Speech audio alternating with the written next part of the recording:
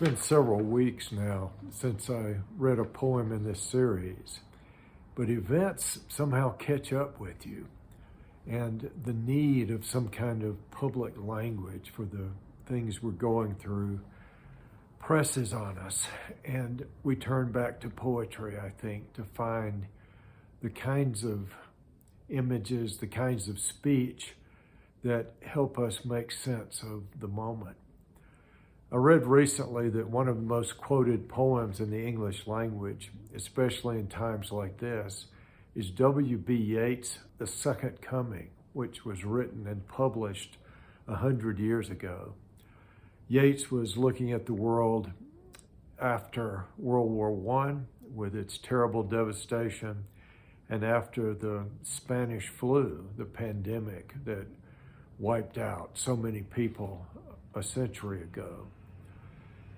It was a time of great uncertainty, and it led Yeats in his mythological imagination to the theme of the second coming.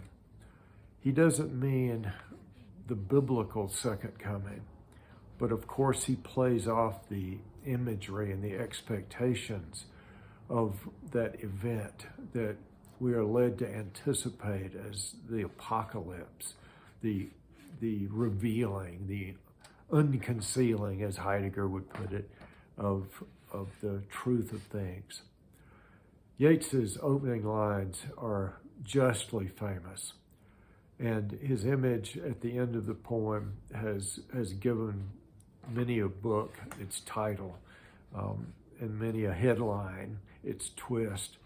Let me just read through it, and I want to make a couple of comments about some images at the beginning. The Second Coming by William Butler Yeats. Turning and turning in the widening gyre, the falcon cannot hear the falconer. Things fall apart, the center cannot hold. Mere anarchy is loosed upon the world. The blood-dimmed tide is loosed, and everywhere the ceremony of innocence is drowned. The best lack all conviction, while the worst are full of passionate intensity.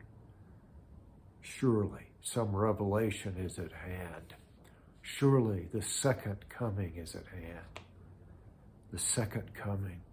Hardly are those words out when a vast image out of Spiritus Mundi troubles my sight. Somewhere in sands of the desert, a shape with lion body and the head of a man, a gaze blank and pitiless as the sun, is moving its slow thighs, while all about it reel shadows of the indignant desert birds. The darkness drops again, but now I know that 20 centuries of stony sleep were vexed to nightmare by a rocking cradle. And what rough beast, its hour come round at last, slouches toward Bethlehem to be born. In the beginning of this poem, which so accurately and explicitly names the feeling of a kind of cultural collapse, Yeats thinks of the image of the falcon that should be responding to the cry of the falconer. But this falcon is turning and turning in this widening spiral so that it can no longer hear the falconer. And so the center of the circle can't hold. If the center can't hold, the circle itself, of course, falls apart. I just want to look at, for a second, at those last two lines of the first part of the poem, where Yeats famously says, and these lines are constantly quoted, you'll see them in newspapers, magazines, on the internet. They've become part of the kind of currency of the language in situations like these. What does Yeats mean when he says the best lack all conviction, while the worst are full of passionate intensity.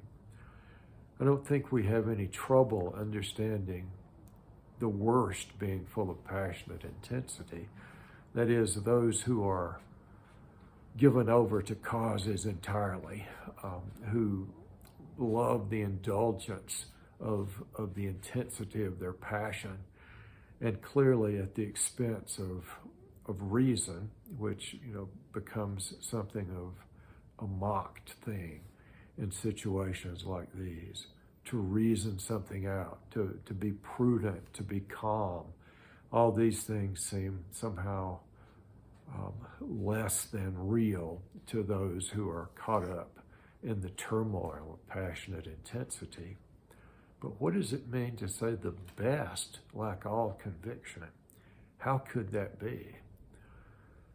To be one of the best, in Greek, the aristoi, those who are stand above the others.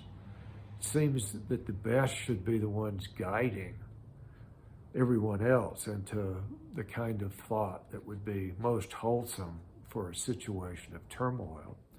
Instead, they lack all conviction. But why? I think it's because they see both sides of a situation. They see the justice of one side and the justice of the other side, and they don't see an easy way to resolve the conflict that confronts them. If they could articulate and promulgate some kind of reasonable solution that would calm down the passions of others and lead from this situation of anarchy into some kind of rule of law. If they could do that, I think obviously everyone would be well served. But it's precisely those people who can't make that move. What Yeats imagines in the second part of the poem is the kind of resurrection of the Sphinx from the ancient Egyptian civilization. But more to the point, this rough beast seems to be the imaginative or mythological embodiment of a kind of tyranny that's shaped with a lion body and the head of a man. It's moving its slow thighs. This is going to be the triumph, not of the spiritual, but somehow of the bestial, which is, I think in 1920, when this was published, an intimation of the tyrannies of the 20th century that would be so dominant, not only in Nazi Germany, which is of course what everyone thinks of first, but also in Stalinist Russia, in the China of Mao Zedong, in Pol Pot in Cambodia. This is the rough beast. This is the tyranny that comes out of a certain kind of passionate intensity that overlooks what's best and what's most human about us.